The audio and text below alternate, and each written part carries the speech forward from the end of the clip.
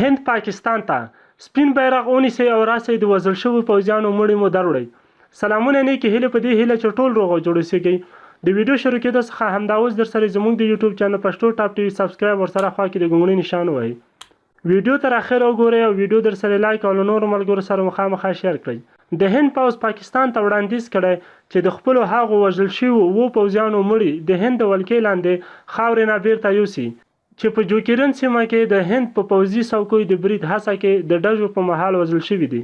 خو د پاکستان پوځ د هند دا دعوه رد کړې ده چې ګینې پاکستاني پوځیان د کشمیر د ویشونکي پولې یا لاین اف کنټرول څخه وراوښتي او په هندي پوځیانو یې برید کړی. د هندي پوځیانو ویاند کرنل راجیش کالیا خبریالانو ته ویلي هغوی د پاکستان پوځ ته وړاندیز کړی چې سپین بیرغ په لاس باید د لاین اف کنټرول څخه دې غاړې ته راواوړي چېرته چې د پاکستاني پوځیانو مړي پراته دي، خو وايي پاکستان ورته لا تر اوسه څه ځواب نه دی ورکړی.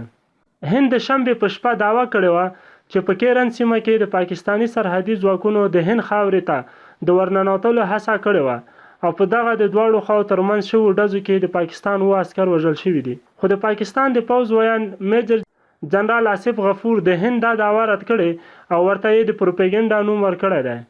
میجر جنرال آصف غفور په ټویټر لیکلی دی چې د هند له لوري د پاکستاني پوځیانو د لاین اف کنټرول نه د وراوښتلو هلته د برید او بیا د پاکستاني پوځیانو د مړو په خپله ولکه کې د اخیستلو دعوه دروغ ده چې مقصد یې د هند ولکې لاندې کشمیر کې د روانو ظلمونو څخه د خلکو پام ګرځول دي.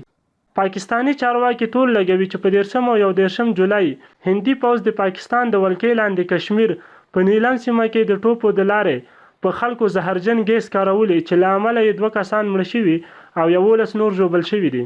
خو هندي چارواکي د پاکستان دا دعوه رد کړې ده. د پاکستان وزیر اعظم عمران خان هند سره د زیاتې شوي تاوتریخوالي له امله نن د ملي سلامتۍ د کمیټې غونډه رابللې چې پکې به د پوځ سر لښکر، د دفاع وزیر او نور لوړپوړي حکومتي او پوځي چارواکي برخه اخلي.